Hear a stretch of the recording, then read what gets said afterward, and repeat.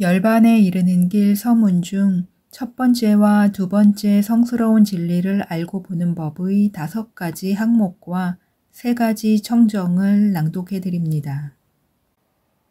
첫 번째와 두 번째 성스러운 진리를 알고 보는 법. 1. 삼매를 닦다. 개개의 깔라빠 속 여러 가지 형태의 물질을 볼 수 있다는 것은 궁극적 물질을 볼 수 있다는 것인데, 그렇게 하려면 강력한 삼매가 필요합니다.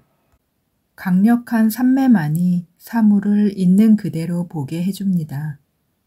예를 들어 사자 상류따의 사마디경에 이에 관한 붓다의 설명이 나옵니다. 비구들이여, 그대들은 삼매를 닦아야 한다. 삼매를 닦은 비구는 있는 그대로 꿰뚫어 안다. 비구들이여, 그러면 무엇을 있는 그대로 꿰뚫어 아는가? 이것이 괴로움이다 라고 있는 그대로 꿰뚫어 안다. 이것이 괴로움의 일어남이다 라고 있는 그대로 꿰뚫어 안다. 이것이 괴로움의 소멸이다 라고 있는 그대로 꿰뚫어 안다. 이것이 괴로움의 소멸로 인도하는 도닦음이다 라고 있는 그대로 꿰뚫어 안다. 비구들이여, 그대들은 삼매를 닦아야 한다. 삼매를 닦은 비구는 있는 그대로 꿰뚫어 안다. 이런 이유 때문에 파욱센터에서는 먼저 아나빠나사띠나 10가지 가시나를 이용해 선정을 닦는 법을 가르치거나 4대 요소 명상을 이용해 근접 삼매를 닦는 법을 가르칩니다. 2. 지혜의 빛을 닦다. 강력한 집중은 강력한 빛을 일으키는데 그 강력한 빛으로 궁극적 실제를 꿰뚫어 보는 것입니다. 앙구따라 니까야의 아바와가에 이에 대한 붓다의 설명이 나옵니다. 비구들이여, 4가지 찬란함이 있다. 무엇이 4가지인가? 달의 찬란함, 태양의 찬란함, 불의 찬란함, 지혜의 찬란함이다. 비구들이여, 4가지 반짝임이 있다. 무엇이 4가지인가? 달의 반짝임, 태양의 반짝임, 불의 반짝임, 지혜의 반짝임이다. 비구들이여, 4가지 빛이 있다. 무엇이 4가지인가? 달의 빛, 태양의 빛, 불의 빛, 지혜의 빛이다. 비구들이여, 4가지 밝음이 있다. 무엇이 4가지인가? 달의 밝음, 태양의 밝음, 불의 밝음, 지혜의 밝음이다. 또한 붓다께서는 최초의 설법이 담긴 담마짜까빠와따나 경에서도 당신의 깨달음을 설명하시면서 빛에 대해 말씀하십니다. 비구들이여, 나에게는 전에 들어보지 못한 법들에 대한 눈이 생겼다. 지혜가 생겼다. 윗바사나 지혜가 생겼다. 명지가 생겼다. 광명이 생겼다. 세간 윗바사나의 마음은 강력한 깨달음의 빛을 일으키지만 출세간 윗바사나의 마음은 더욱 강력한 빛을 일으킵니다. 예컨대 세존의 깨달음의 빛은 삼천대천세계로 퍼져나갑니다. 이 빛은 어떻게 일어날까요? 깊은 삼매에 든 마음은 지혜와 연관되어 있습니다. 그러한 마음은 마음을 원인으로 생성되는 매우 밝은 물질을 대대로 생성합니다. 그 빛을 이용하면 궁극적 실제로 꿰뚫어 들어가 사물을 있는 그대로 볼 수 있습니다. 마치 어두운 방에 들어가 사물을 보려면 빛이 필요한 것과 같습니다. 3. 삼매를 보호하다. 그러나 깊은 삼매를 닦는 것만으로는 만족할 수 없습니다. 궁극적 실제를 꿰뚫어 볼 수 있다는 것은 심오한 능력이므로 이 절호의 기회를 놓쳐서는 안 될 것입니다. 그래서 우리는 본삼매나 근접삼매에 이르기까지 사무량심을 닦아 자신과 자신의 명상을 보호하는 법도 가르칩니다. 자애, 성냄이나 미움을 극복함. 연민, 악의나 잔인함을 극복함. 같이 기뻐함, 질투를 극복함. 평온, 존재에 대한 무관심을 극복함. 똑같은 이유로 우리는 본산매나 근접산매에 이르기까지 4가지 보호 명상을 닦는 법도 가르칩니다. 자애권, 자신을 다른 존재의 위험으로부터 보호함. 붓다에 대한 명상, 자신을 두려움이나 다른 존재의 위험으로부터 보호함. 혐오스러움에 대한 명상, 자신을 감각적 욕망이나 열망으로부터 보호함. 죽음에 대한 명상, 명상 도중 자신을 나태함으로부터 보호하고 긴박감을 불러일으킴. 이미 본산매와 근접산매를 닦았다면 이 명상 주제들을 닦는데 그리 오래 걸리지 않을 것입니다. 4. 궁극적 물질을 꿰뚫어 보다. 강력하고 잘 보호된 산매를 지닌 사마타 수행자에게 우리는 4대 요소 명상을 이용해서 물질을 있는 그대로 알고 보는 법을 가르칩니다. 그러나 사마타 명상을 닦지 않을 생각이거나 근접산매만 닦을 생각인 수행자라면 곧장 4대 요소 명상으로 들어갑니다. 여러 가지 이유에서 우리는 물질을 식별하는 법을 먼저 가르칩니다. 물질을 식별하는 것이 매우 미세하고 심오한 수행이라는 것도 하나의 이유입니다. 그러나 물질이 비록 초당 10억 번 변한다고는 하지만 정신만큼 빠르게 변하지는 않습니다. 그래서 일단 물질을 식별하는 심오한 수행을 끝내고 나면 조금 더 심오한 정신을 식별하는 수행이 더 쉬워집니다. 또 하나의 이유는 정신이 물질에 의존하여 일어나기 때문에 어떤 마음이 의존하는 구체적인 물질을 보지 못하면 정신도 전혀 볼 수 없다는 것입니다. 정신을 보려면 물질의 일어남을 보아야 합니다. 4대 요소 명상은 물질의 4대 요소를 식별하는 것입니다. 먼저 나 자신의 몸을 이루는 물질, 곧 붓다께서 안의 물질이라고 불렀던 것부터 시작합니다. 붓다께서는 대념척영에서 4대 요소 명상을 설명하십니다. 다시 비구들이여, 비구는 이 몸을 처해진 대로 놓여진 대로 요소별로 고찰한다. 이 몸에는 땅의 요소, 물의 요소, 불의 요소, 바람의 요소가 있다.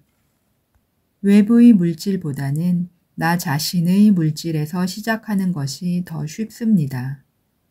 나 자신의 물질이 뜨거운지 차가운지, 단단한지 부드러운지를 아는 것이 다른 사람의 물질이 어떠한지를 아는 것보다 훨씬 쉽기 때문입니다. 하지만 안의 물질을 식별하는 것이 일단 능숙해지면 붓다께서 열거하셨던 나머지 10가지 물질을 식별해야 합니다. 10가지는 과거, 현재, 미래의 것, 밖의 것, 거친 것, 미세한 것, 저열한 것, 수승한 것, 먼 것, 가까운 것 등입니다. 붓다께서 4대 요소 명상을 가르치신 뜻은 우리로 하여금 궁극적 실제를 보게 하시려는 것이었습니다. 먼저 자신의 몸을 하나의 견고한 물질 덩어리로 보면서 그 속에 있는 4대 요소의 여러 특성을 보고 아는 능력을 기릅니다. 명상이 능숙해지고 집중이 깊어지면 마침내 깔라빠를 볼 수 있을 것입니다. 그러면 지금까지 닦아온 산매의 빛을 이용해 견고함의 미망을 뚫고 궁극적 물질로 꿰뚫고 들어가 여러 유형의 깔라빠에 있는 여러 가지 궁극적 물질들을 보고 알고 식별하고 분석할 수 있게 됩니다. 5. 궁극적 정신을 꿰뚫어 보다. 궁극적 물질의 여러 유형을 제대로 알고 보았으면 이제는 궁극적 정신을 알고 보는 것, 곧 정신에 관한 명상으로 나아갈 수 있습니다. 정신은 감각 토대나 감각의 문을 통해 식별할 수 있습니다.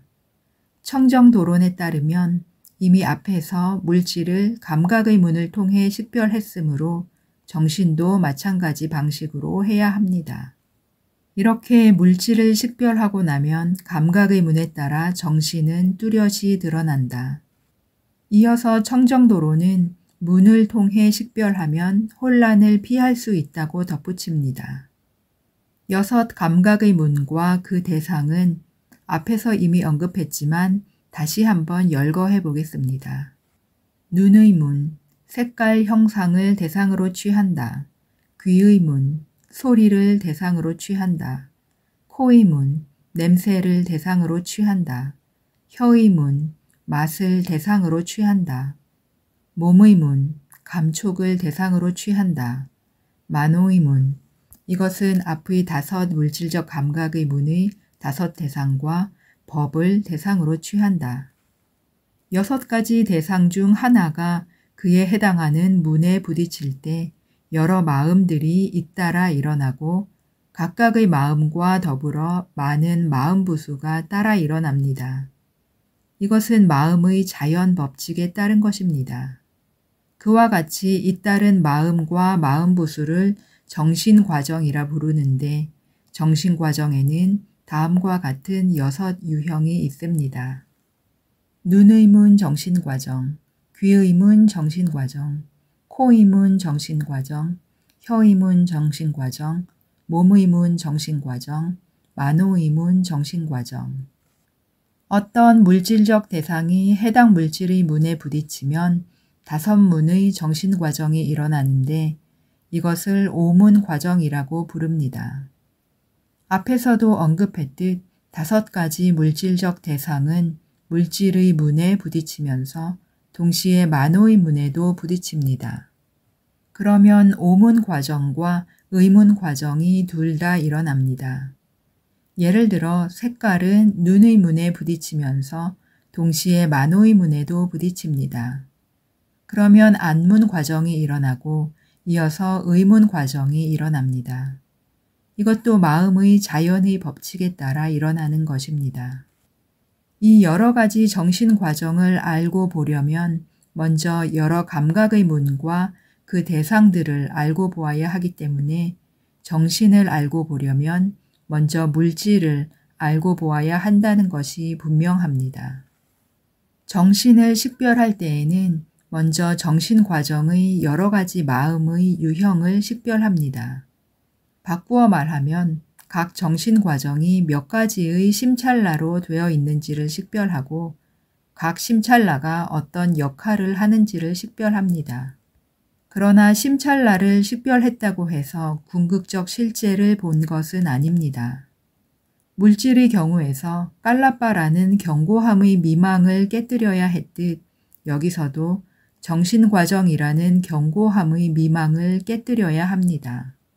각 정신과정은 심찰나라고 부르는 것으로 되어 있습니다. 여기서 심찰나란 하나의 마음과 그 마음과 관련된 마음부수가 일어나서 머물다 사라지는 데 걸리는 시간입니다. 마음은 홀로 일어나지 않고 언제나 마음부수와 더불어 일어납니다.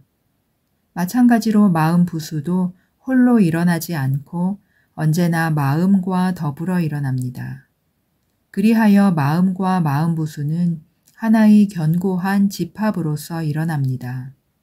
이 견고함을 꿰뚫으려면 여러 가지 형태의 심찰나를 분석해서 각 심찰나를 이루고 있는 마음과 마음부수들을 보아야 합니다. 그것이 궁극적 정신을 알고 보는 것입니다. 이것은 궁극적 물질의 여러 유형을 알고 보는 것보다 훨씬 미세한 작업입니다.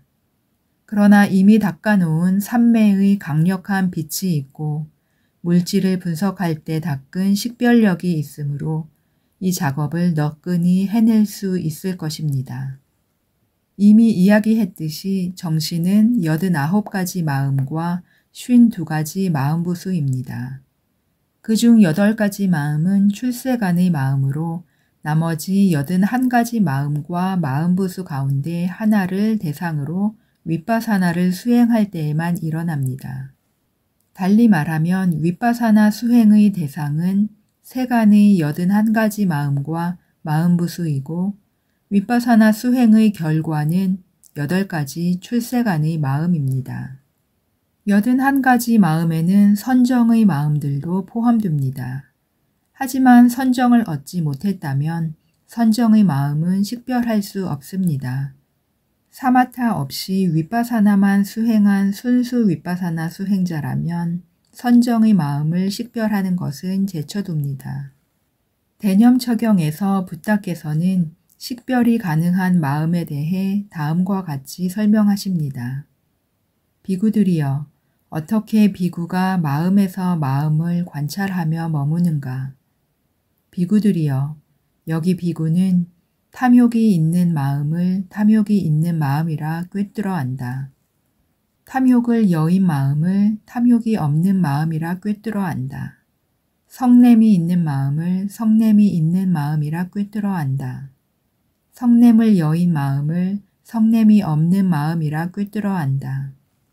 미혹이 있는 마음을 미혹이 있는 마음이라 꿰뚫어 안다.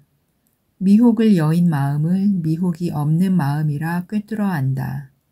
위축된 마음을 위축된 마음이라 꿰뚫어 안다. 산란한 마음을 산란한 마음이라 꿰뚫어 안다. 고귀한 마음을 고귀한 마음이라 꿰뚫어 안다. 고귀하지 않은 마음을 고귀하지 않은 마음이라 꿰뚫어 안다. 아직도 위가 남아있는 마음을 아직도 위가 남아있는 마음이라 꿰뚫어 안다. 더 이상 위가 없는 마음을 더 이상 위가 없는 마음이라 꿰뚫어 안다. 삼매에 든 마음을 삼매에 든 마음이라 꿰뚫어 안다. 삼매에 들지 않은 마음을 삼매에 들지 않은 마음이라 꿰뚫어 안다. 해탈한 마음을 해탈한 마음이라 꿰뚫어 안다. 해탈하지 않은 마음을 해탈하지 않은 마음이라 꿰뚫어 안다. 이와 같이 안으로 마음에서 마음을 관찰하여 머문다. 혹은 밖으로 마음에서 마음을 관찰하여 머문다. 혹은 안팎으로 마음에서 마음을 관찰하여 머문다. 여기에서 붓다께서는 정신을 16가지 마음으로 설명하십니다. 이렇게 하신 것은 예컨대 탐욕이 있는 마음과 탐욕을 여인 마음으로 쌍을 이룬 마음들 각각을 있는 그대로 6 감각의 문 각각을 통해 안으로 밖으로 그리고 안팎으로 동시에 보고 알라는 뜻입니다. 3가지 청정.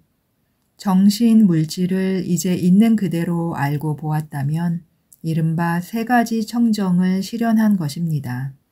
청정도로는 다음과 같이 설명합니다. 개청정이란 지극히 청정한 계목의 단속에 관한 계 등 4가지 계를 뜻한다. 마음청정이란 근접삼매를 포함한 8가지 증득을 뜻한다. 견청정이란 정신 물질을 있는 그대로 보는 것이다. 시청 감사합니다. 모든 존재가 고통에서 벗어나 열반에 이르기를.